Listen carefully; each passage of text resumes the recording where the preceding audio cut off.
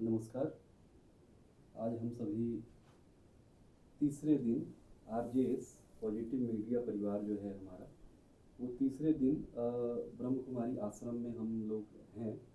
और यहाँ तीसरे दिन का जो सत्र है हमारा राजयोग मेडिटेशन विधि प्रैक्टिस, उसमें हमारी जो बहन है कृष्णा बहन, वो इस सत्र को हम लोगों को संबोधित करेंगी। आज हम अपने आरजेएस संयोजक उदय कुमार मन्ना जी को आमंत्रित करते हैं कि वो आएँ, और उसके बाद हम फिर दीदी को भी आमंत्रित करेंगे। जय हिंद, ओम शांति। जैसा कि आप जानते हैं, आरजेएस पॉजिटिव मीडिया 5 राज्यों की यात्रा कर रही है। ये सांस्कृतिक और आध्यात्मिक यात्रा है। हम लोगों ने गुजरात में 28 मार्च को अंबाजी मंदिर के दर्शन किए और 29 मार्च की सुबह से ये अभियान शुरू हो गया है। और हम लोग इस समय ब्रह्मलोक में हैं।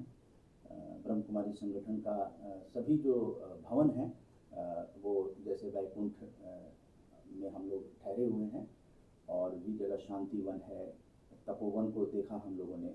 और ब्रह्मा बाबा जिनकी कल्पना से ये साकार हुआ, नई पीढ़ी को वो इतना कुछ देकर गए हैं। तो ब्रह्म कुमारी संगठन को चलाने वाली सभी दीदियाँ हैं, और ब्रह्म कुमारी भी उत्कृष्ट प्रदर्शन करके विश्व में शांति, भाईचारा, अमन, चैन और आत्मा से परमात्मा के मिलन का एक ऐसा अद्भुत प्रयास कर रहे हैं जो हर नई पीढ़ी को जानना चाहिए, बच्चे और बुजुर्ग सभी को, स्त्री पुरुष सभी को। तो हम आमंत्रित करेंगे और स्वागत करेंगे। आरजेएस पॉजिटिव मीडिया के लोग यहाँ भ्रमण पे साथ में आए हुए हैं। दीदी जी का पहले स्वागत होना चाहिए। उसके बाद हम लोग राजयोग मेडिटेशन की विधियाँ और प्रैक्टिस पर सुनेंगे। जी दीदी। शांति। Thank you. Doctor Pushpapal ji हैं। डॉक्टर पुष्पापाल जी जी योग और प्राकृतिक चिकित्सा की विशेषज्ञ हैं। ओके। आरजेएस ऑब्जर्वर साहब जो हैं वो ओएसडी दिल्ली सरकार रह चुके हैं और सूचना विभाग के निदेशक दिल्ली नगर निगम के रह चुके हैं। हाँ जी। और आप हैं हम लोगों के विचारक, आध्यात्मिक गुड गुरु के रूप में हम लोग जी। उनकी काफ़ी रुचि है। Very nice. और मार्गदर्शन भी करते रहते हैं सुरजीत सिंह दीदेवाल जी। और आप हैं सांस्कृतिक पत्रकार जी। Neeraj Soni ji all India radio से भी जुड़े हैं। तो आपको ये राष्ट्रीय ध्वज प्रदान किया जाता है। डॉक्टर हरि सिंह पाल जी आ चुके हैं, जो कि भारत सरकार के राष्ट्रभाषा समिति के एडवाइजरी कमेटी के सदस्य हैं और ऑल इंडिया रेडियो के कार्यक्रम डायरेक्टर रह चुके हैं। जी। तो बहुत आप अच्छा। सभी के साथ जो है अब हम लोग जो बीके कृष्णा दीदी हैं, वो हम लोगों को ब्रह्म लोक में, ब्रह्म कुमारी संगठन आश्रम का ये ब्रह्म लोक है, यहाँ हम लोग राजयोग मेडिटेशन, जिसको कि करने से क्या कुछ होता है, ये सब कुछ जानेंगे और उसकी क्या विधियाँ हो सकती हैं और किस तरह से उसको आप प्रैक्टिस कर सकते हैं, अपने जीवन में, आचरण में उतार सकते हैं। तो हम लोगों को ये बहुत ही अच्छी अपॉर्चुनिटी ब्रह्म कुमारी संगठन द्वारा दिया गया है। और हम लोग 29 मार्च को ये करने के बाद फिर माउंट आबू जो मुख्यालय है वहाँ पे यात्रा करेंगे और वहाँ भी देखेंगे कि क्या कुछ आध्यात्मिकता और सकारात्मकता के लिए किया जा रहा है। तो जय हिंद, जय भारत, स्वागत है।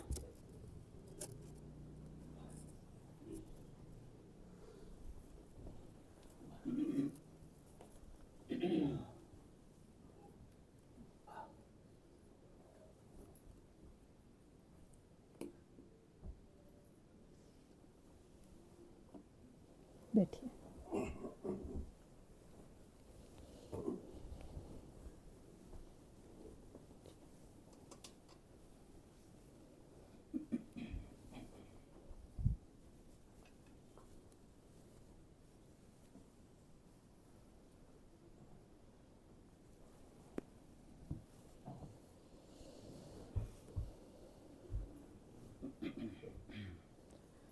ओम शांति।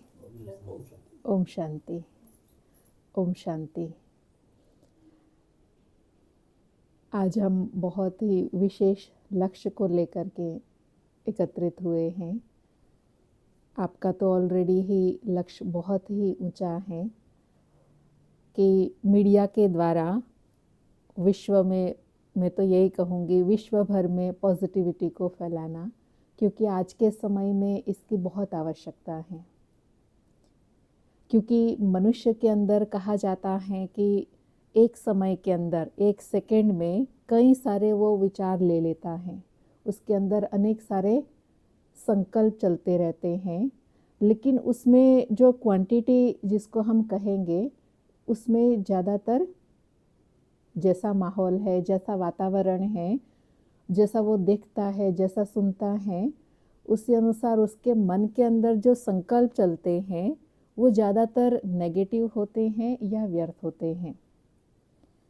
तो आज के समय में पॉजिटिव थॉट उसमें लाना बहुत ज़रूरी है, और मेडिटेशन जो है वो पॉजिटिविटी को बढ़ाने के लिए है, क्योंकि पॉजिटिविटी कहीं बाहर से नहीं मिलेगी आपको, वो पॉजिटिव चिंतन से मिलेंगी। जितना आप अपना दृष्टिकोण चेंज करते जाएंगे, अपने व्यवहार में जितना चेंज लाएंगे, उतना पॉजिटिविटी आप में तो बढ़ेगी ही, लेकिन आपके द्वारा अनेकों को वो पॉजिटिविटी मिलती जाएगी। तो आज का जो हमारा सत्र है, 2 दिन तो आपने किया, आज का जो हमारा सत्र है वो है राजयोगा मेडिटेशन, जिसका विधि भी है, उसका अभ्यास भी है, और साथ में राजयोग करने से प्राप्ति क्या है। क्योंकि मनुष्य जो है कोई भी कर्म कब करता है, जब उसमें प्राप्ति हो, है ना। मनुष्य का पहला लक्ष्य रहता है कि उससे हमें मिलता क्या है ना, तो वो प्राप्ति के पीछे जाता है। तो पहला तो है कि विधि क्या है और राजयोग करने की आवश्यकता क्यों है। राजयोग मेडिटेशन, उसको करने की आवश्यकता क्यों है, क्योंकि आज का मनुष्य का जो मन है वो बहुत तीव्र गति से चलता है। जितनी मन की गति तीव्र है, उतना आज दुनिया में कोई भी चीज़ ऐसी नहीं है जो उससे तीव्र हो। यहाँ बैठे हैं, लंदन अमेरिका जाने में दिन या घंटे लगते हैं, लेकिन मन कितनी देर में जाता है, वापस भी आ जाता है। ये तो छोड़ो, लेकिन मन यहाँ बैठा हुआ है और कहाँ कहाँ घूम के आ जाता है ना। तो मन किसके पीछे भागता है। हम बोलते हैं ना, मन जो है बहुत भागता रहता है, मन बड़ा चंचल है, मन में बहुत विचार चलते रहते हैं, मन बड़ा परेशान रहता है। तो वो मन चंचल होना, परेशान होना, भागना, वो किसके पीछे भागता है। आपने कभी देखा, सोचा? विचार किसके पीछे भागते हैं? इच्छाओं के पीछे। इच्छाएं आती कहाँ से हैं? या तो हम कुछ देखते हैं, क्योंकि जो चीज़ हम देखते हैं वो देखने के पीछे हमारा मन जाता है।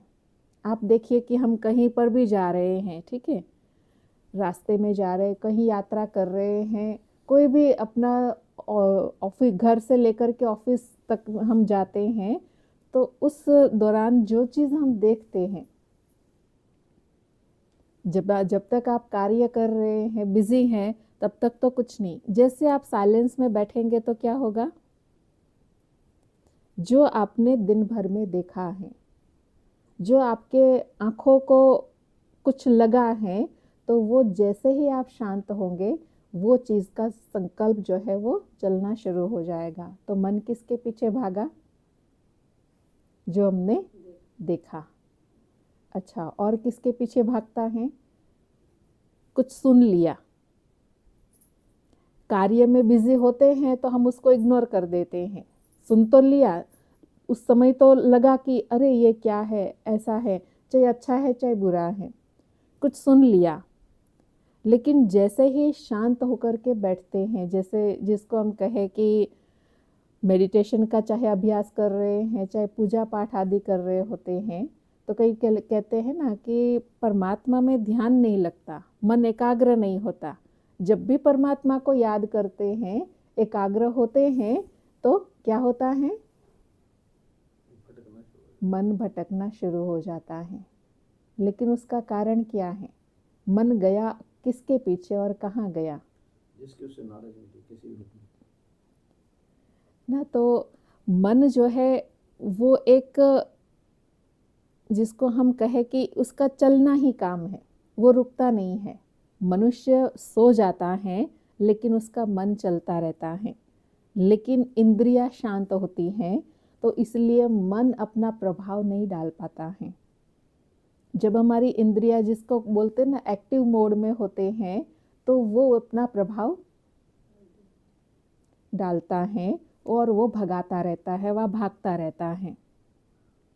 एक बार क्या हुआ कि एक राजा था, तो राजा का मन बड़ा अशांत, परेशान, हर समय बहुत ज़्यादा सोचना, चिंता परेशानी में रहता था।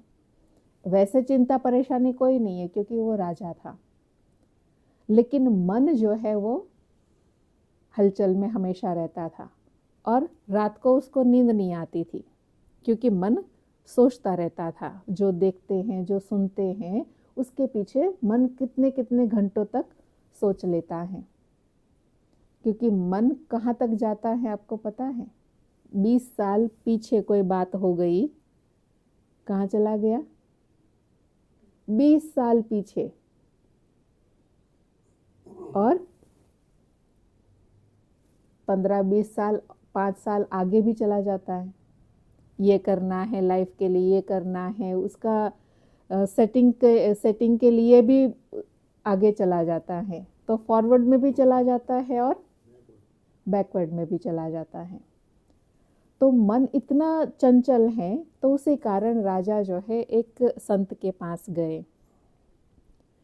तो संत के पास अपने विचार रखे कि मेरा मन बहुत अशांत है, बहुत डिस्टर्ब रहता है, बहुत विचार चलते हैं, तो क्या किया जाए? तो संत ने उनकी बात सुनी, मुस्कुराए। उन्होंने कहा कि आप कल सुबह आना। अब राजा था जो दूसरों को हुक्म चलाने वाला। अब उसने सोचा, उसको लगा कि अगर संत अभी बता सकते हैं तो फिर कल के लिए क्यों बोला। उन्होंने कहा कल सुबह 4 बजे आना। उन्होंने कहा जब अभी बता सकते हैं तो अभी कर सकते हैं। फिर उसने सोचा कि चलो अगर मन को शांति मिल सकती है तो कल सुबह आएंगे। राजा जो है जाने लगा। संत ने बोला आप जब सुबह आएंगे तो अपने मन को अपने साथ लेके आना। अब उसको लगा मन को अपने साथ लेके आना, ठीक है, चला गया सुन करके। सारा दिन गया, रात को सोचने लगा कि संत ने बोला है मन को लेकर के जाना, अगर मैं मन को लेके नहीं गया तो मेरा मन शांत और स्थिर कैसे होगा। ये तो पूछना भूल ही गया कि मन को लाऊंगा कैसे अपने साथ। भाई विधि तो होनी चाहिए ना कि मैं अपने मन को कैसे साथ में लाऊं। इस चिंतन में उस दिन भी रात उसकी नींद नहीं आई। सोचता रहा मन को कैसे लेके जाऊं, अगर नहीं आया तो कैसे होगा। फिर सुबह होने लगी, सोचा कि नहीं जाता हूँ, छोड़ दो, क्योंकि मन में इतने विचार चल रहे हैं, मन साथ में जाएगा नहीं जाएगा तो क्या होगा। तो इस चिंतन में उसने सोचा कि चलो छोड़ देते हैं। फिर सोचा नहीं, चलो एक बार चलते ही हैं। गया, 4 बजे पहुंचा वहाँ पर। संत के पास पहुंचा तो उसने बोला कि आपको पूछना तो भूल गया कि मन को कैसे साथ में लाया जाता है। तो संत ने कहा कि मन जो है, आप एक काम करिए कि आप अपने भीतर जाइए, देखिए कि मन आप में कहीं दिखाई देता है। जो आप सोच रहे हैं मन कहाँ जाता है, कौन सी जगह पर है। तो राजा समझ गया कि वास्तव में तो मन जो है, अगर मैं सोच रहा हूँ, बोल रहा हूँ, तो मन तो मेरे साथ ही होना चाहिए।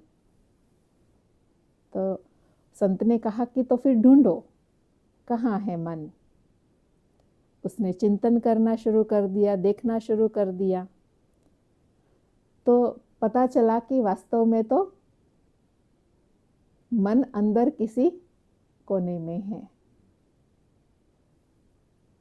तो क्या हुआ, जब आप मन को ढूंढना शुरू करते हैं तो ऑटोमेटिकली उसका मन ही शांत हो गया। हम कई बार सोचते हैं कि मन जो है वो इधर उधर भागता रहता है, उसको कैसे कंट्रोल करें, उसको सोचते रहते हैं, लेकिन उसके अंदर है क्या विचार, वो क्या चाहता है। जैसे कई बार होता है ना कि बच्चा जो है बहुत चंचलता करता है, इधर उधर उधर मचाता है, जंप करता है, खेल कूद करता है, इधर उधर कोई ना कोई चीज़ों को टच करता है, तो हम कई बार सोचते हैं ये बच्चा तो बहुत चंचल है। और चाइल्ड साइकोलॉजी के अकॉर्डिंग जो है, आप और हम सभी ये भी मैसेज भी देंगे कि हाँ, बच्चों को तो हम ज़बरदस्ती कंट्रोल भी नहीं कर सकते, मारना तो बहुत दूर की बात है, क्योंकि मार पिटाई से तो बच्चों को कंट्रोल नहीं कर सकते हैं। तो अब उसको कंट्रोल करना, बच्चों की साइकोलॉजी के अकॉर्डिंग उसको क्या चाहिए। हम ये देखते हैं कि ये बच्चा जो है बड़ा चंचल है, लेकिन वो चंचलता क्यों कर रहा है, आपने कभी नोट किया? कभी वो टीवी देखता है, कभी वो खाना वाला, कभी खिलौना मांगता है। आपका अटेंशन चाहिए उसको, आपका समय चाहिए, क्योंकि आज की दुनिया में पेरेंट्स के पास बच्चों के लिए समय नहीं होता है, तो वो उनका प्यार चाहिए, प्यार कहो, उसका अटेंशन कहो, उसकी कोई पालना है वो चाहिए बच्चे को। तो वो जब नहीं मिलती हैं तो वो इस प्रकार से अपना ध्यान खिंचवाता है कि मैं भी हूँ, है ना। तो ऐसे ही हमारा मन है, हम दुनिया भर के बाहर बाहर भागते हैं, ये चीज़ है, वो चीज़ है, वो चीज़ है, दुनिया में ये है, वो है। मन को क्या चाहिए, हम उसको समझ ही नहीं पाते हैं। तो मन को समझने के लिए हमको कहाँ जाना होगा, अपने अंदर, जिसको हम अंतः जगत कहते हैं। तो मेडिटेशन जो है एक प्रकार की यात्रा है ना। और यात्रा में सबसे मुख्य रोल किसका होता है, मन का। इस अंतः जगत की यात्रा में हमें अपने मन को लेकर के चलना है, अपने मन को हमें अपने साथ लेकर के चलना है। जब मन साथ में होगा तभी ये यात्रा सहज सफल होगी। तो मन जो है, कई लोग बोलते हैं कि मन जो है वो बेलगाम घोड़ा है। जैसे आपको एग्जाम्पल दिया अभी कि वो बेलगाम क्यों होता है, क्योंकि उसको कुछ चाहिए। तो एक बार क्या हुआ कि एक घोड़ा था, बहुत ज़्यादा वो उछल कूद कर रहा था, तो उसका जो मालिक था तो उसके कंट्रोल में नहीं आ रहा था। उसने फिर राजा को बोला कि ये जो घोड़ा है, अगर कोई इसको कंट्रोल कर दे तो मैं उसको ये घोड़ा फ्री में दे दूंगा। तो उसके राजा के पास तो अस्तंबल में बहुत सारे घोड़े होते हैं और उसको कंट्रोल करने वाले भी उसके पास बहुत सारे थे। तो उसने कहा ये तो मेरा बहुत इजीली मैं कर सकता हूँ ये काम। तो उसने जो है अपने जो भी उसके घोड़े चलाने वालों को सबको बुलाया, बारी बारी सबने किया। अब किसी के भी कंट्रोल में नहीं हो रहा था। एक आया, दो आया, तीन आया, चार आया, वो जो भी जाए, जैसे जाए, उसको कभी आगे का पाँव मार के गिरा देता, कभी पीछे का, कभी कुछ करके गिरा के भगा देता था वो। राजा ने चिंतन में, सोच में पड़ गया कि ये क्या हो रहा है, एक घोड़ा कंट्रोल में नहीं हो रहा, हम इतने सारे घोड़े को कंट्रोल करते हैं, ये घोड़ा कंट्रोल में क्यों नहीं हो रहा है। फिर उसने, अभी उसके साथ तो जो घोड़ा चालक थे वो तो सभी हार गए। अब उसने सभा में बोला कि आप में से कोई जो है इसको कंट्रोल कर सकता है तो आप कर सकते हैं। अब सभा में जो प्रजा है वो सोचने लगी, जब इतने एक्सपर्ट्स जो हैं वो नहीं कंट्रोल कर रहे हैं तो हम क्या कंट्रोल कर सकते हैं। वो बहुत उदास हो गया राजा कि भाई एक घोड़ा कंट्रोल में नहीं हो रहा है। तो राजकुमार जो है बैठा हुआ ये सब देख रहा था।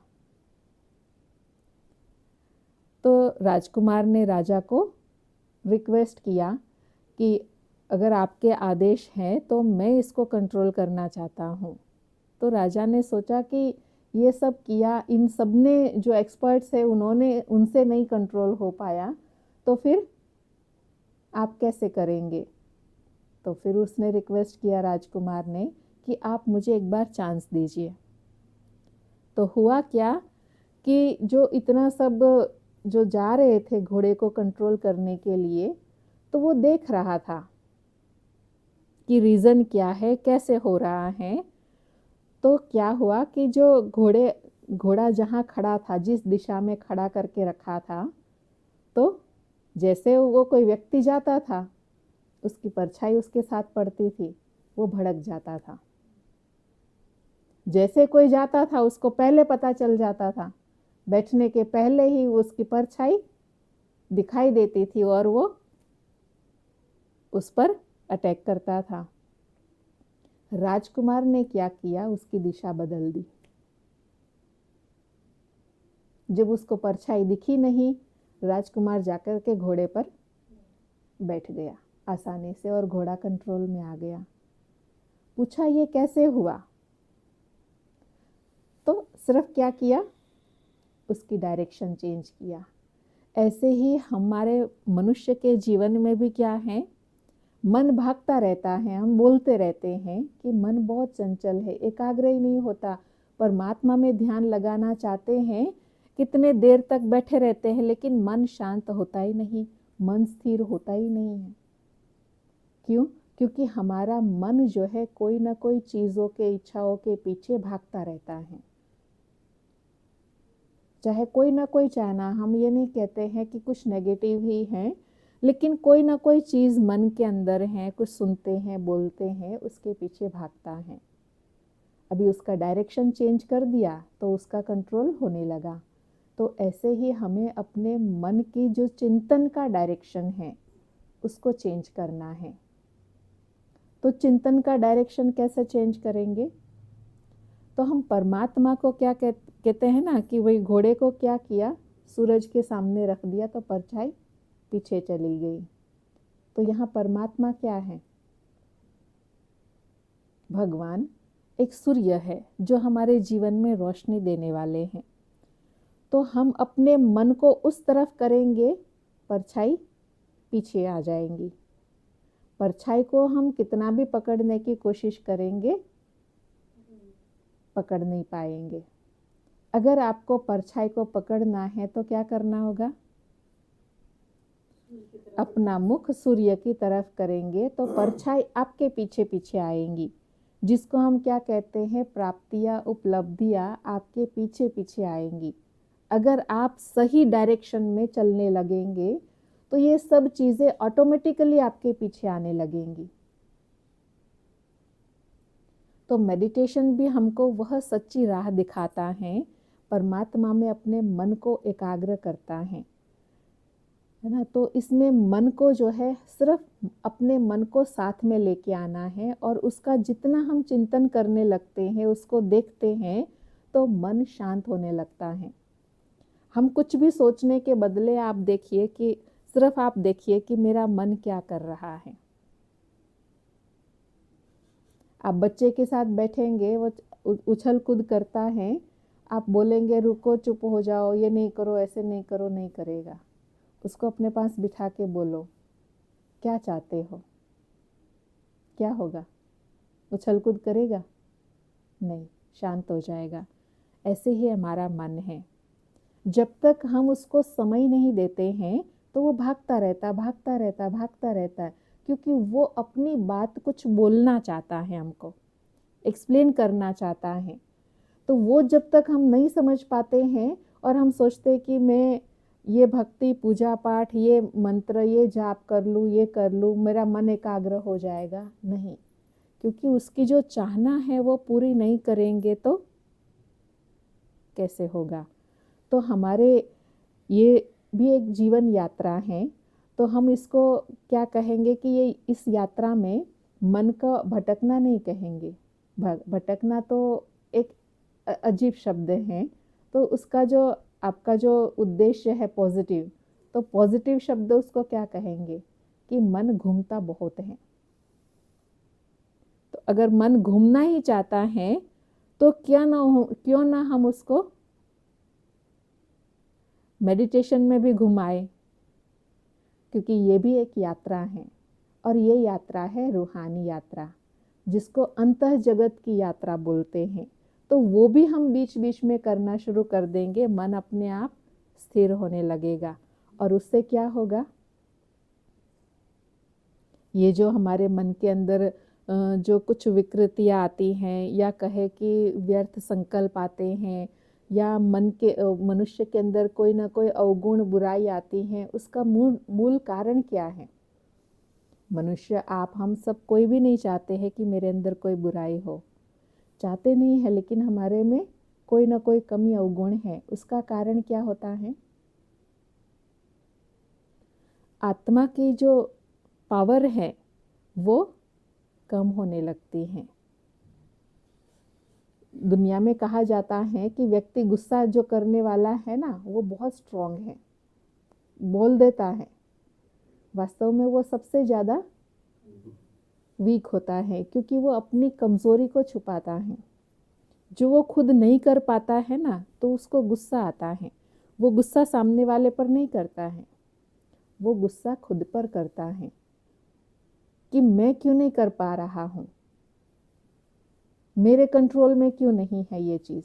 इसलिए उसको गुस्सा आता है और गुस्से के रूप में वो बाहर निकालता है कि मैं क्यों नहीं कर पा रहा हूँ, लेकिन ईगो होने के कारण वो चीज़ को एक्सप्लेन नहीं कर पाता है, या ये कहे कि वो समझ ही नहीं पाता है कि उसका मन क्या चाहता है, क्या समझना चाहता है वो।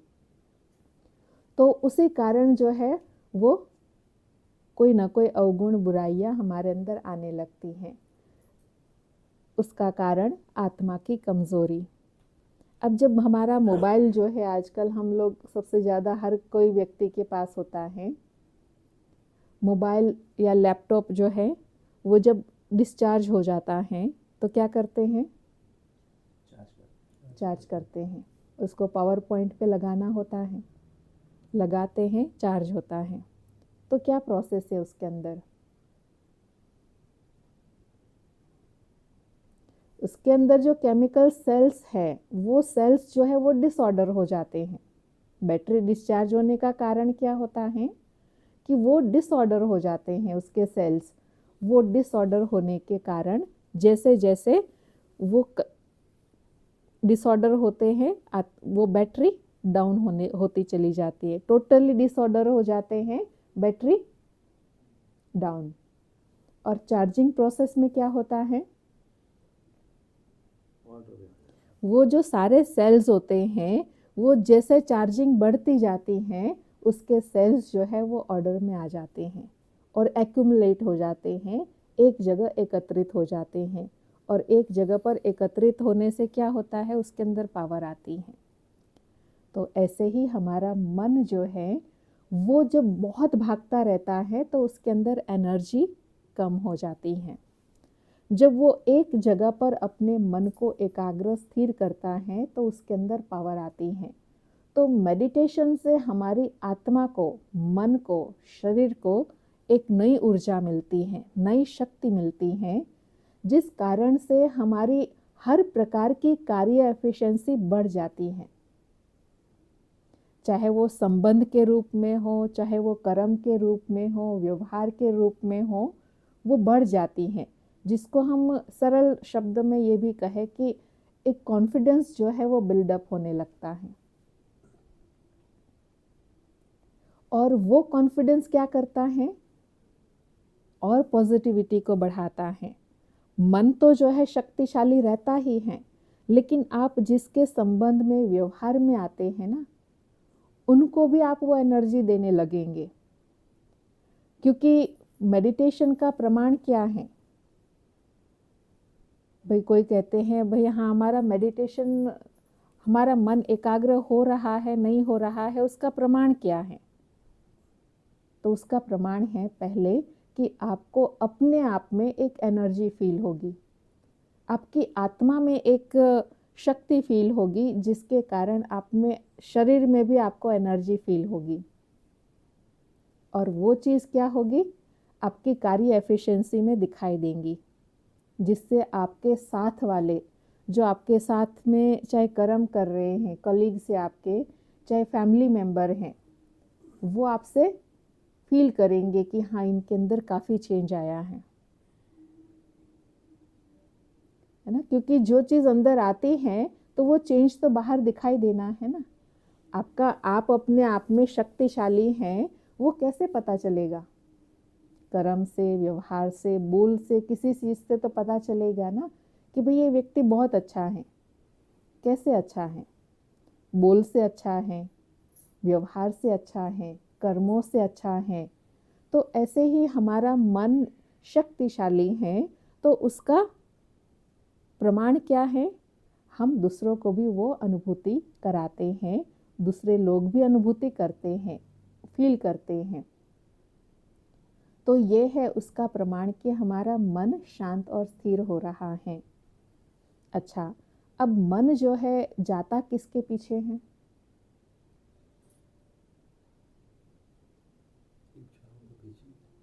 संबंध है दुनिया में, है ना। एक संबंध है, कुछ प्राप्ति है, कहीं ना कहीं को संबंध है कि भाई ये मेरा संबंधी है, वो उसकी बहुत खुशी में है, उसमें उसके साथ कोई परेशानी चल रही है, उसको कोई डिस्टर्बेंस है, उसके पीछे मन जाता है, संबंध के पीछे। दूसरा, प्राप्ति के पीछे जाता है कि मुझे ये चाहिए, ऐसा चाहिए, बिल्कुल चाहिए, है ना। तो उस चाहिए के पीछे चला जाता है, जो उसको, चाहे वो भले एक बेसिक नीड हो व्यक्ति की, लेकिन मन उसके पीछे जाता है। तो मेडिटेशन में मन को एकाग्र करने की विधि क्या है? कि इन सब चीज़ों को परमात्मा के साथ जोड़ना। तो परमात्मा के साथ जोड़ने के लिए आप देखिए कि किसी के साथ जुड़ते कब है आप? पहले परिचय होता है ना। आपका हमारा परिचय नहीं तो हम रास्ते में चले जाते हैं, लेकिन हमें कुछ पता ही नहीं, हेलो हाय भी नहीं होती है। क्यों? क्योंकि परिचय ही नहीं है, कौन है, क्या है, कैसा है। ठीक है, तो पहले जो है चाहिए परिचय। परमात्मा को पहचानने, परमात्मा में अपने मन को एकाग्र करने के लिए पहले उनकी पहचान चाहिए। पहचान में क्या है? पहचान में क्या होता है? नाम होता है, व्यक्ति कैसा दिखता है वो तो पता चलता है ना। उसका कार्य क्या है, ऑक्यूपेशन क्या है, और जैसे आप उसके साथ बातचीत में आने लगते हैं तो उसके कुछ न कुछ गुण विशेषताएं भी आपको समझ में आने लगती हैं। जैसे कि व्यक्ति गार्डन में वॉकिंग करने जाता है, ठीक है, अननोन पर्सन है, रोज़ आप देखते हैं, रोज़ आप मिलते हैं, है ना, दिखाई देते हैं, कभी आप हेलो कर लेते हैं, फिर आपका परिचय होने लगता है, क्या नाम है, कहाँ रहते, क्या करते, कहाँ। फिर रोज़ रोज़ आप मिलते हैं, हेलो करते हैं, हाय करते हैं। फिर ऐसे ऐसे आपका उसके साथ क्या बन जाता है? संबंध बन जाता है। एक दिन अगर नहीं आएंगे तो क्या होगा? आपका मन में संकल्प आएगा कि वो आज क्यों नहीं आया, क्या रीज़न है। तो क्या हुआ? याद आई ना। तो याद का बेस क्या रहा, आधार क्या रहा? आपके साथ उसका संबंध बना। अदरवाइज आप वो कब आते थे, नहीं आते, वो रेगुलर भी थे, आपको नहीं पता, आपने कभी सोचा भी नहीं, उसके लिए संकल्प भी नहीं आया। संकल्प कब आया? जब आपका उसके साथ संबंध बन गया एक। तो संबंध के पीछे आपको याद खींचती है, हमारा मन उसके पीछे गया। तो यहाँ परमात्मा के साथ हमें संबंध जोड़ना है। क्योंकि परमात्मा की याद क्यों नहीं रहती है? क्योंकि हमने परमात्मा को बहुत ऊंचा श्रेष्ठ तो माना है, पूजनीय माना है, लेकिन हमने अपना संबंध उनके साथ नहीं जोड़ा है। तो यहाँ पर हमें परमात्मा के साथ क्या करना है? संबंध जोड़ना है। हम मंदिर में जाते हैं, गाते तो है, तुम ही हो माता पिता, तुम ही हो बंधु सखा, तुम ही हो साथी, तुम ही सहारा, आदि आदि माना हमने, लेकिन जोड़ा नहीं। आप ये बताइए कि परमात्मा को हम जो गाते हैं अपने भारतीय संस्कृति में, हम परमात्मा को माता पिता बंधु साथी सखा सब मानते हैं। तो आप में से किसी ने कोई संबंध से परमात्मा को याद किया कभी?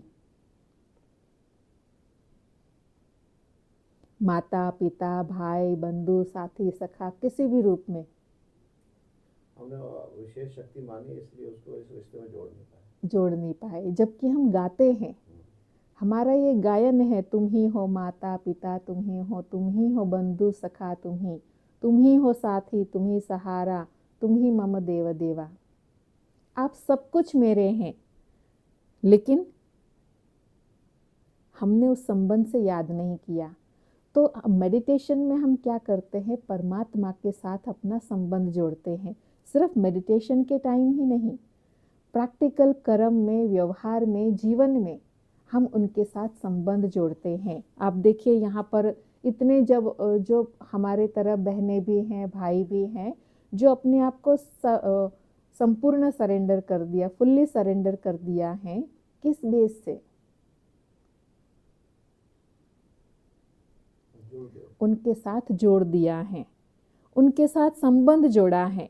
तो इसलिए नहीं तो लोगों को नहीं तो क्या होगा, हमें दूसरा संबंध बाहर का खींचेगा। क्योंकि ये मन की एक अपनी थ्योरी है कि जो उसको चाहिए वो उसको चाहिए, तो उसकी चाहना उसको दो, सिर्फ क्या करना है? डायरेक्शन चेंज करना है।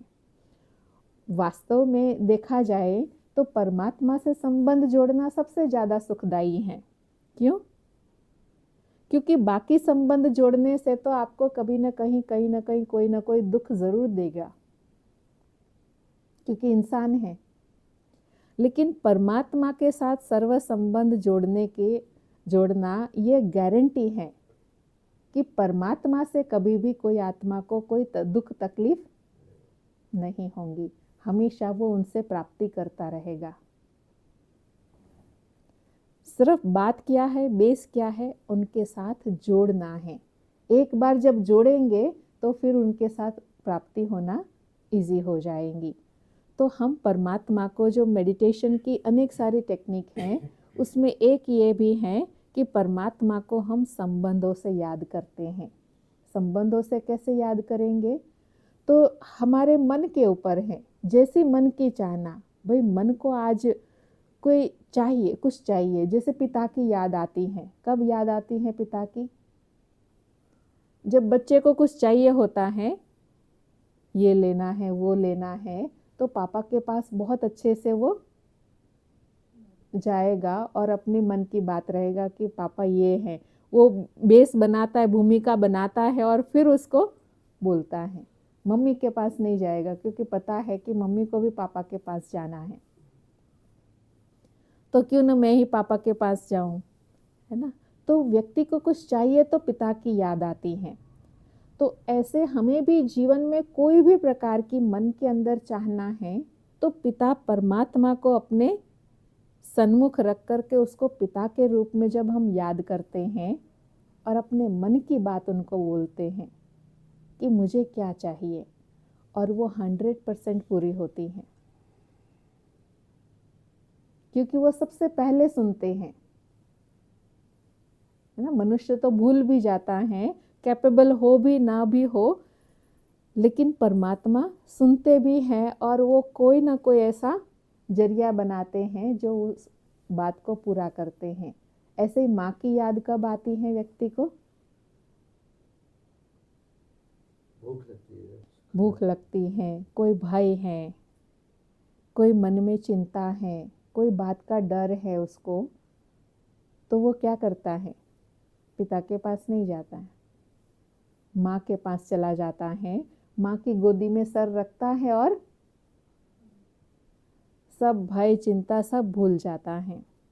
तो ऐसे परमात्मा को हम जब भी हमारे जीवन में ऐसे सिचुएशन आती हैं तो हम उसको उस समय परमात्मा को उस रूप में याद करते हैं, तो हमारी वो सारी जो भय है, चिंता है, जो अंदर कोई ना कोई बात डिस्टर्ब कर रही है, हम उनको मन से बता दें। लेकिन संबंध जोड़ना पड़ेगा, निश्चय विश्वास रखना होगा।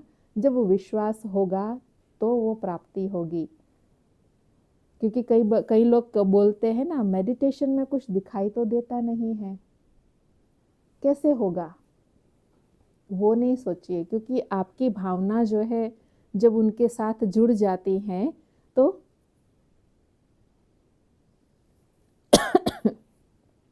जब भावना जुड़ गई तो आत्मा को प्राप्ति होने लगती है। जैसे अभी एग्जाम्पल दिया ना मोबाइल चार्ज का, 2 पिन होती हैं ना। मोबाइल चार्ज किससे कर रहा है आपको पता? क्योंकि वो तो मोबाइल दिखा रहा है ना स्क्रीन पर, उसके नंबर बढ़ रहे हैं या जो भी है उसका लेवल बढ़ रहा है। लेकिन उसमें करंट कैसे आ रही है आपको दिखाई देता है? करंट दिखाई देती है, हाथ लगाते तो पता चलता है हाँ करंट है। तो ऐसे ही आत्मा को परमात्मा के साथ जुड़ने से, जिसको हम कहते हैं मेडिटेशन करते हैं, उनको याद करते हैं, तो आत्मा को करंट मिलती हैं। और वो मिल रही हैं, उसका प्रमाण क्या है? आत्मा को मन की शांति और खुशी की अनुभूति होगी। ये उसका पहला प्रमाण है। और जैसे वो कर्म और व्यवहार में आएगा, दूसरों को भी वो खुशी और शांति की अनुभूति कराएगा, क्योंकि उसके बोल ही ऐसे शांति वाले होंगे, ऐसे अनुभूति वाले होंगे जो वो इजीली जो है वो उसका प्रभाव डालेगा। क्योंकि मन के अंदर जो चीज़ होती है ऑटोमेटिकली वाणी और कर्म में आती हैं। तो ऐसे सर्व प्रकार से हम संबंध जोड़ सकते हैं। ये तो दोनों एग्जाम्पल दिया, ऐसे फ्रेंड के साथ कि परमात्मा हमारा दोस्त है, उस रूप में भी हम उनसे संबंध जोड़ सकते हैं। परमात्मा को वैसे कहा भी जाता है खुदा दोस्त। उनकी कहानियाँ भी आपने सबने कहीं सुनी है। खुदा दोस्त होता है ना, मदद करने के लिए कैसे आ जाता है। तो उनके साथ खुदा दोस्त के रूप में कैसे जुड़े? कई बार ऐसा होता है जो हम भाई के रूप में या पिता के रूप में, माँ के रूप में अपने मन की बात नहीं बोल सकते हैं किसी के आगे। फादर को भी नहीं बोल सकते अपनी मन की बात, मदर को भी नहीं बोल सकते, भाई बहनों को भी नहीं बोल सकते। तो फिर अपने मन की बात को कहाँ रखेंगे हम? दोस्त के साथ शेयर करते हैं, क्योंकि पता है कि वो मेरी बात को समझेंगे, अंडरस्टैंड करेंगे। तो ऐसे ही हमें परमात्मा को जब हम अपना दोस्त बनाते हैं, तो मन के अंदर कोई भी प्रकार की जब उलझन होती है, कोई बात होती है, तो हम उनके आगे रखेंगे तो वो ज़रूर सुनेंगे। वो सिर्फ सुनते ही नहीं हैं, साथ में सॉल्यूशन भी देते हैं कि उसको किस वे में करना है। अब आप सोचेंगे वो सॉल्यूशन कैसे देते हैं? जिसको हम बोलते हैं एक आध्यात्मिक भाषा में टचिंग मिलती है हमको।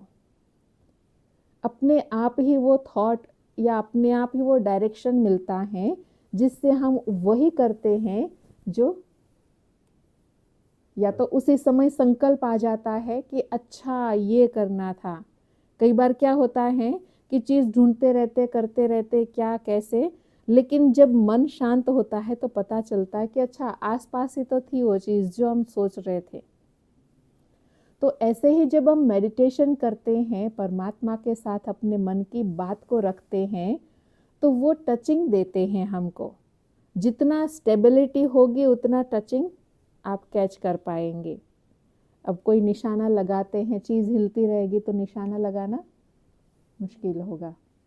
जब स्टेबल होगा तो निशाना इजी हो जाएगा। ऐसे परमात्मा हमको देते हैं, उनका ध्यान करने पर भी देते हैं, नहीं करने वालों को भी देते हैं।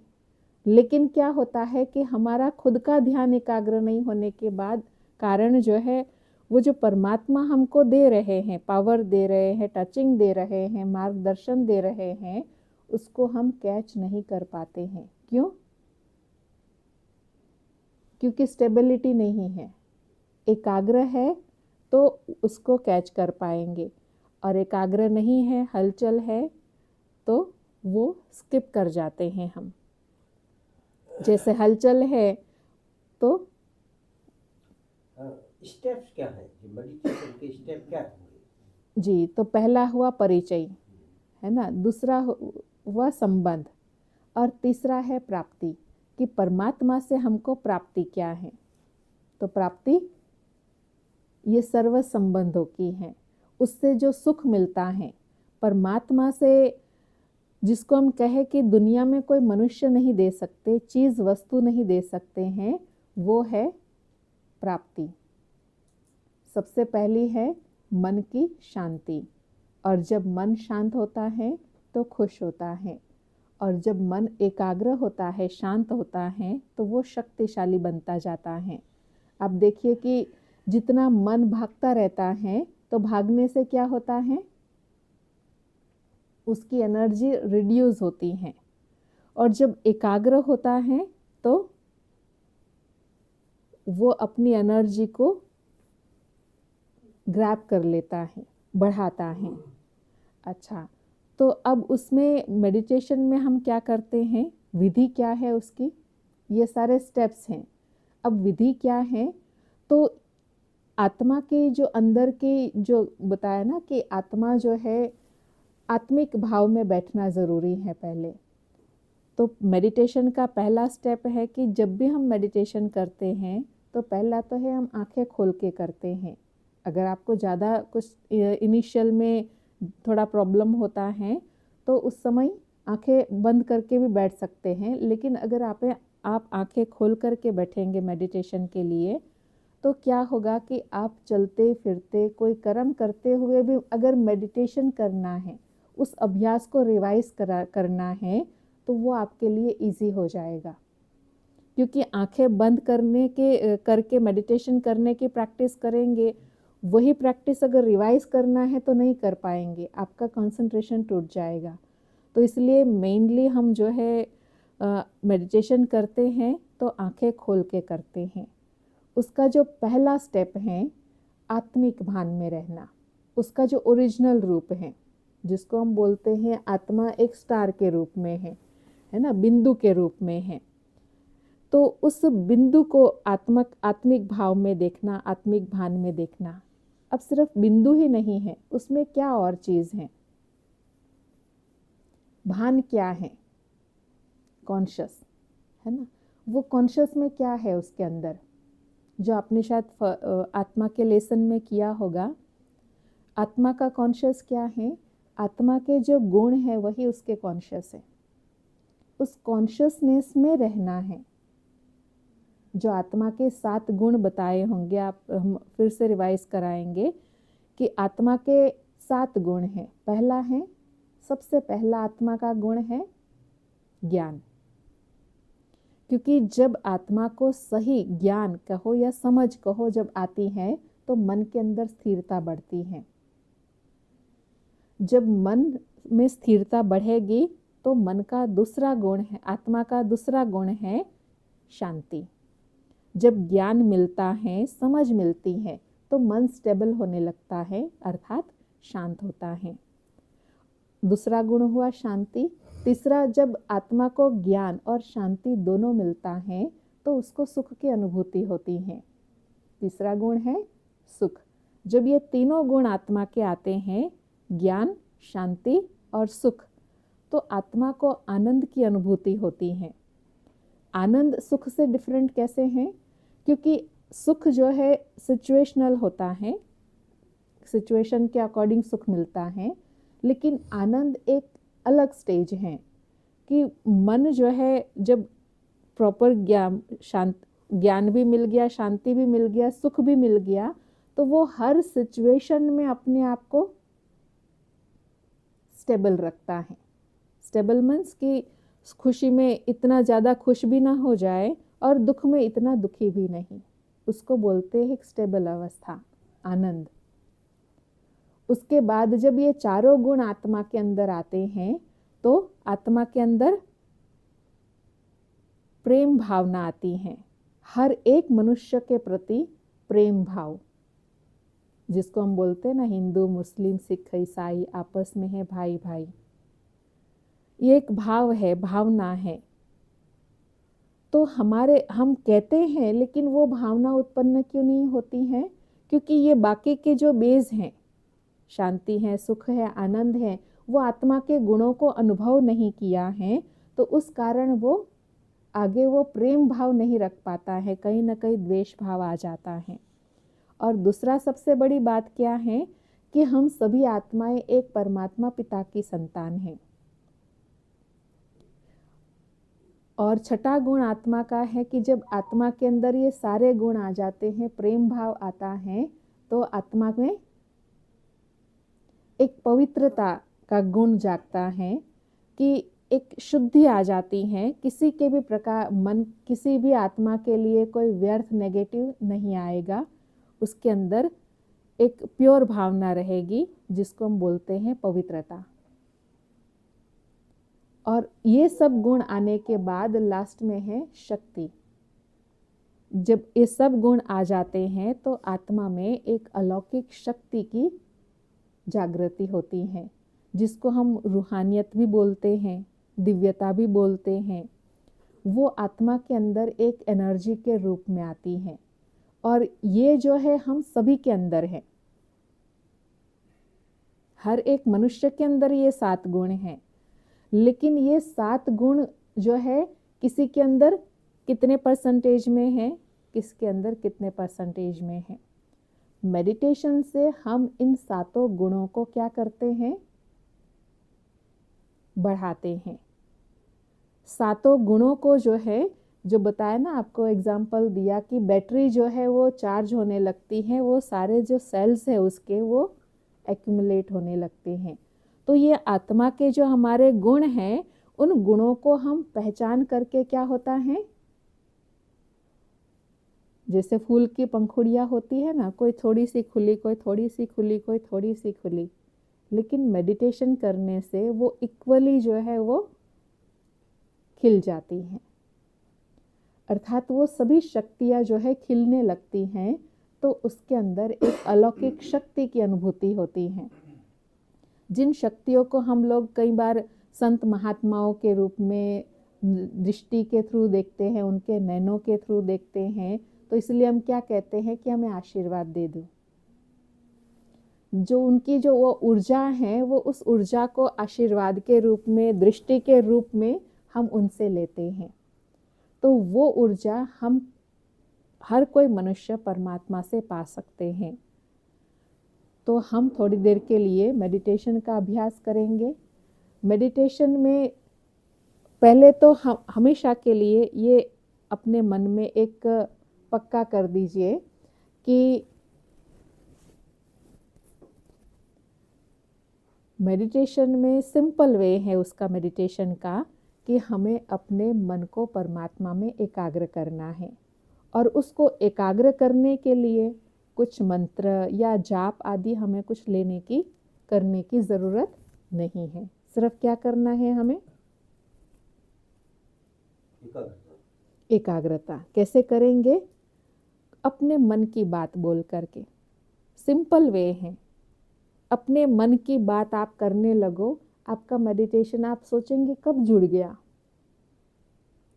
क्योंकि हम अपने मन की बात ही तो नहीं कहते हैं, हम सोचते हैं कि वो सब जानते हैं, इसलिए हम अपने मन की बात नहीं बोल पाते हैं। लेकिन यहाँ पर हमें क्या है, जैसे मन की बात आप कहने लगेंगे, आप उनके साथ कैसे जुड़ गए, कैसे आप बाहर की बातों से कैसे आप अलग हो गए, आपको खुद को नहीं पता चलेगा। तो सबसे सिंपल और बेस्ट वे है कि जब भी आप मेडिटेशन करना चाहे तो परमात्मा के साथ अपने मन की बातें करना शुरू करें। जो भी सिचुएशन हो, आपको जो भी बात हो, ऐसा नहीं कि ये बात थोड़ी परमात्मा से करनी होती है, नहीं। आप एक छोटा सा एग्जाम्पल दे करके मैं आपको मेडिटेशन का प्रैक्टिस करते हैं हम। एक बच्चा गया चर्च में, तो वहाँ पर प्रे कर रहे थे सभी लोग। बच्चा तो छोटा है, अब उसको प्रे समझ में नहीं आ रही, ना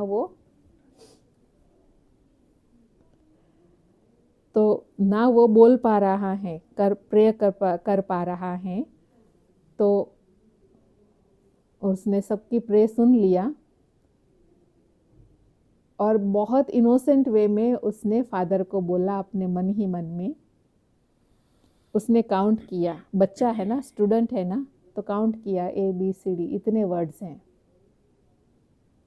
वो वर्ड्स उसने काउंट किया और गॉड को बोला, मुझे तो इतना समझ में आया कि ये जो 26 वर्ड्स हैं और मेरी अपने मन की बात बोली, वो आप इसी में से ही बना लीजिए, ये मेरी मन की भावना है। मतलब उसने पूरी ABCD बोल दी। फादर ने देखा ये क्या बोल रहा है, क्योंकि लिपसिंग तो वही जा रही है, वही उतने ही वर्ड्स है, इधर भी उतने वर्ड्स, उसने ABCD पूरी बोल दी। फिर बोला मेरे मन के भाव इसमें हैं जो आप समझ गए होंगे। अपने मन की बात बोल दी उसके थ्रू। तो इतना इजी है। अभी समय की कमी की वजह से जो है हम फिर बैठेंगे, तो हम थोड़ी देर के लिए प्रैक्टिस करेंगे, तो हम थोड़ा अलर्ट होकर के बैठ जाएंगे।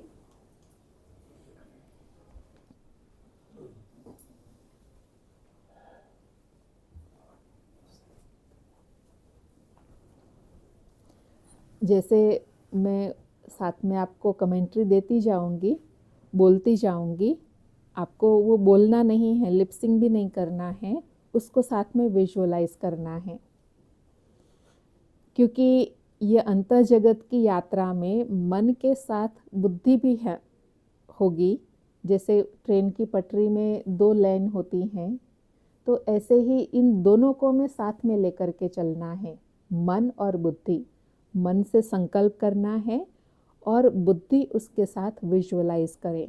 जैसे मैंने संकल्प किया कि मैं बहुत शांति की जगह पर बैठी हुई हूँ, तो कौन सी क्या विजुअलाइज करेंगे, कहाँ बैठे हैं, है ना। तो जैसे समुद्र का किनारा है या एक ऊंची पहाड़ी टोच पर एकदम शांति से बैठे हुए हैं, तो इसको बोलते हैं विजुअलाइज करना। तो मन जो सोचता है, जो संकल्प लेता है, उसके साथ विजुअलाइज करें कि भाई हाँ, उसके साथ साथ चले। जो मन सोच रहा है उसको विजुअलाइज करते जाएं। क्यों?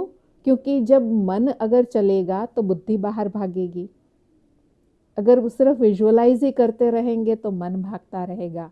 तो इसलिए मन और बुद्धि दोनों को साथ में लेकर के चलना है, संकल्प लेते जाना है, उसको विजुअलाइज करना है।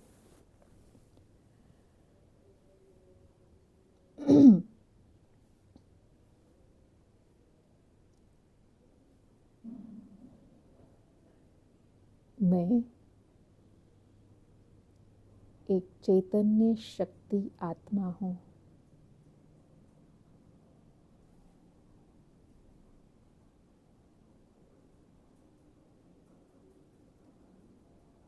मैं आत्मा इस शरीर में मस्तक के बीच प्रकृति में निवास करती हूँ।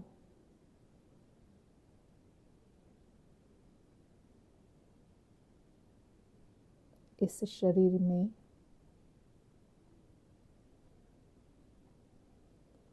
यह मेरा वास्तविक प्लेस है।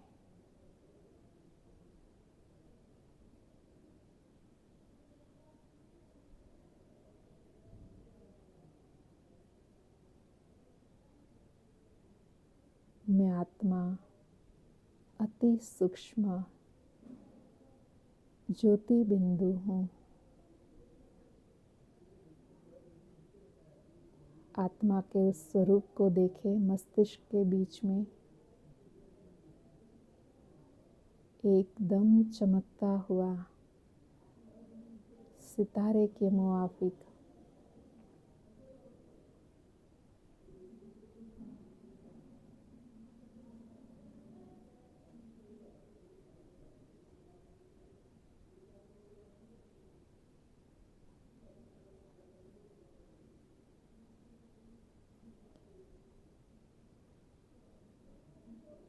उस आत्मा की ज्योति से, प्रकाश से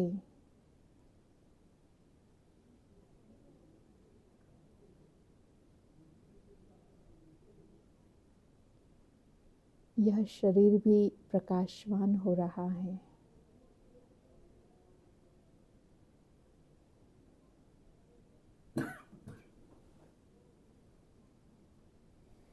मेरे चारों ओर एक प्रकाश की काया है। जैसे यह शरीर है, वैसे ही एक प्रकाश की काया है।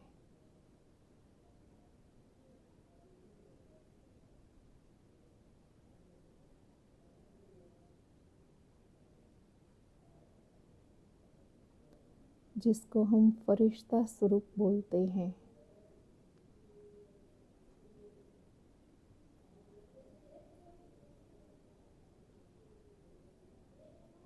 इस देह से न्यारी एक चैतन्य शक्ति रूप में मैं आत्मा इस फरिश्ता स्वरूप में हूँ।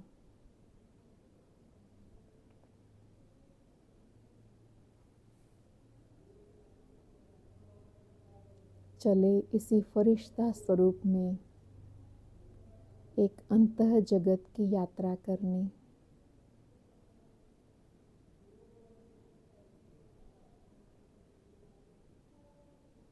अपने फरिश्ता स्वरूप को इमर्ज करें, देखें मेरे शरीर के चारों ओर प्रकाश हैं। प्रकाश की काया लिए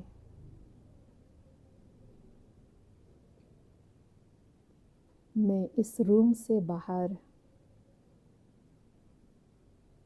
उड़ रही हूँ। इस कॉम्प्लेक्स से बाहर निकल रही हूँ, आकाश गगन की ओर।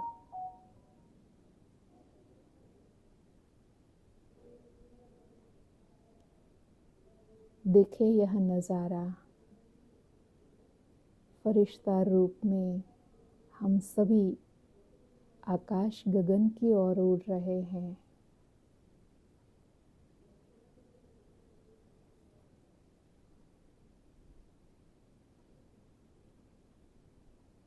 सभी कुछ कितना शांत है, कितना सुंदर है।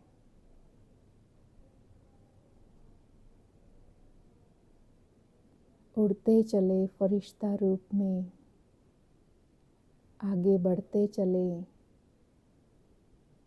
आकाश की ओर।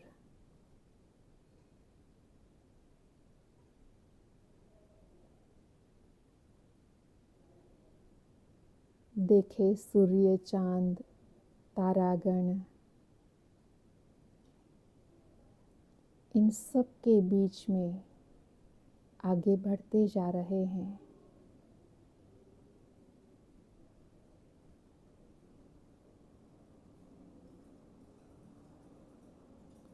उड़ते जा रहे हैं फरिश्ता रूप में।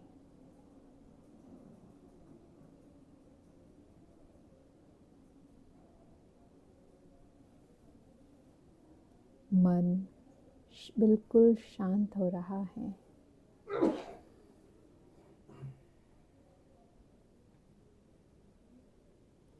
स्थिर हो रहा है।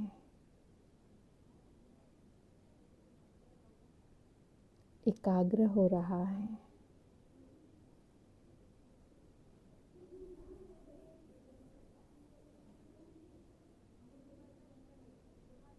उड़ते उड़ते आगे बढ़ते हुए एक बहुत सुंदर सुनहरी लाल प्रकाश में पहुंच गए।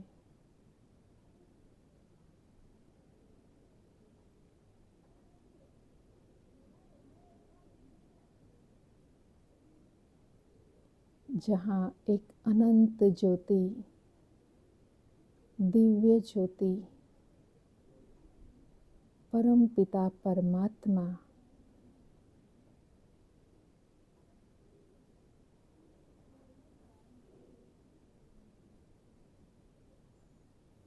दिव्य प्रकाश फैलाए।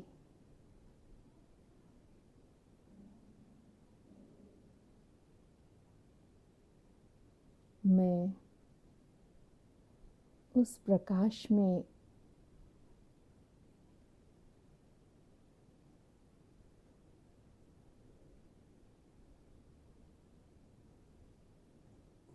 एक अलौकिक अनुभूति कर रही हूँ।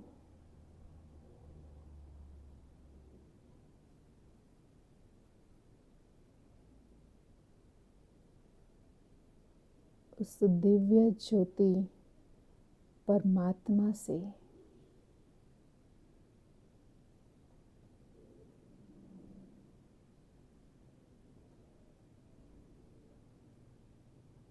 दिव्य किरणें निकलकर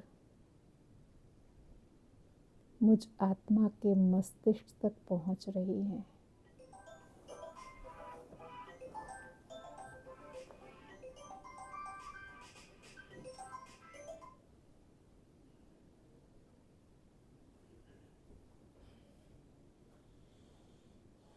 एकदम आत्मा का निवास जो मस्तिष्क में है,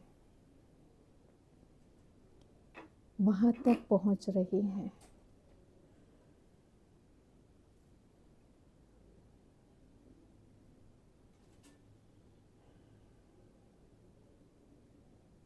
और परमात्मा से उस प्रकाश द्वारा मुझ आत्मा को शक्ति मिल रही है।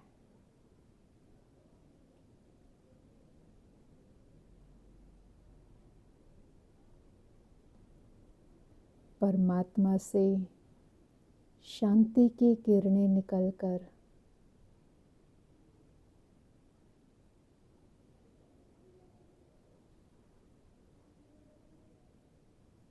मेरे मस्तिष्क पर पड़ रही हैं।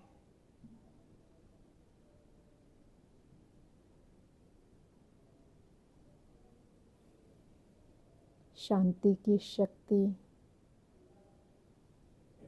आत्मा से होते हुए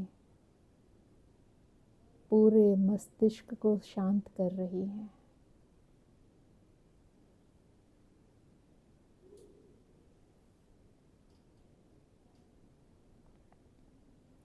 देखिए, महसूस करें मस्तिष्क के सारे न्यूरॉन्स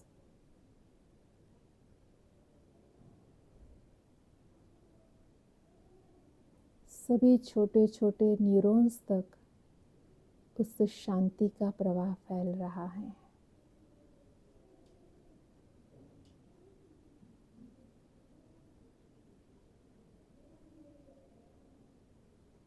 जिससे पूरे शरीर में उसका प्रवाह फैलते हुए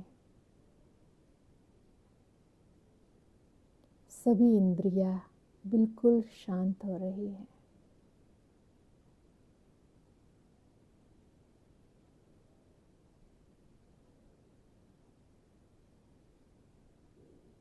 ऐसे ही सुख की, आनंद की किरणें परमात्मा से निकलते हुए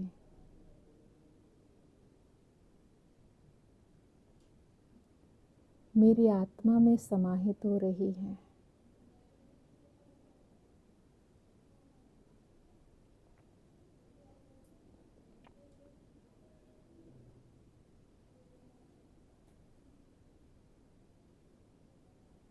और मेरा मस्तिष्क बिल्कुल शांत आनंद का अनुभव कर रहा है।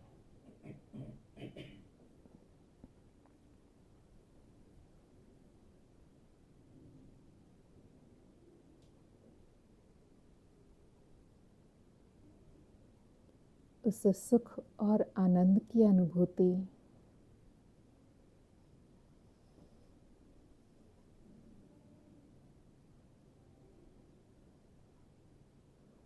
शरीर की सभी कर्म इंद्रियां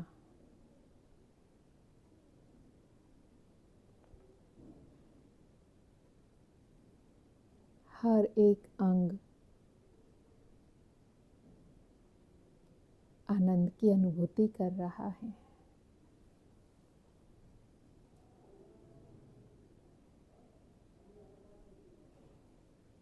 यही मेरी आत्मा की वास्तविक गुण और शक्तियां हैं।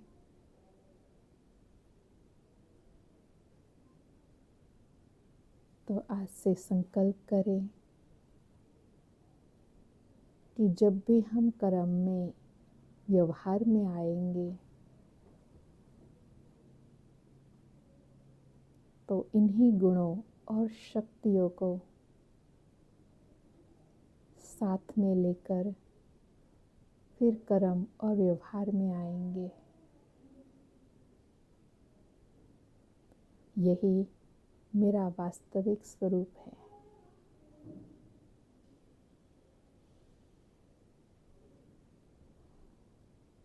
ओम शांति शांति शांति।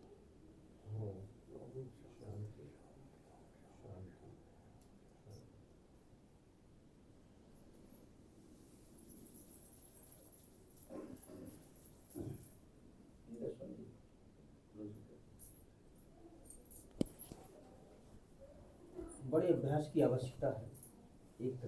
एक दिन में नहीं होता है क्योंकि बाहर की दुनिया ही टकरा रही है। हाँ जी बिल्कुल। तो इसलिए जो आपको पहले वो बताया ना कि हमारे मन को एकाग्र करने के लिए हमें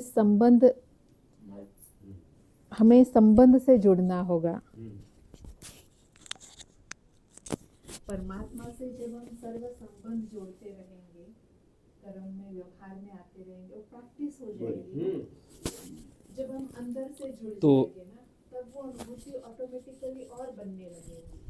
इसलिए बताया ना सिंपल वे, आप जब भी बैठते हैं दिन में जरूर 5 मिनट 10 मिनट। तो ये थी हमारे साथ बहन कृष्णा, जो आज आरजेएस पॉजिटिव मीडिया परिवार के लोगों को तीसरे सत्र में राजयोग की प्रैक्टिस, विधियां और प्रैक्टिस ये करवा रही थी।